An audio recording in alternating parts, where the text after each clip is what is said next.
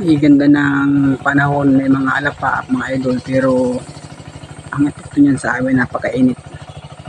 Kung may ganyan alapa pang langit, mainit sa amin yan, sa aming mga trabador sa palayan. Sana wag umulan. Ayun yung aking kasama.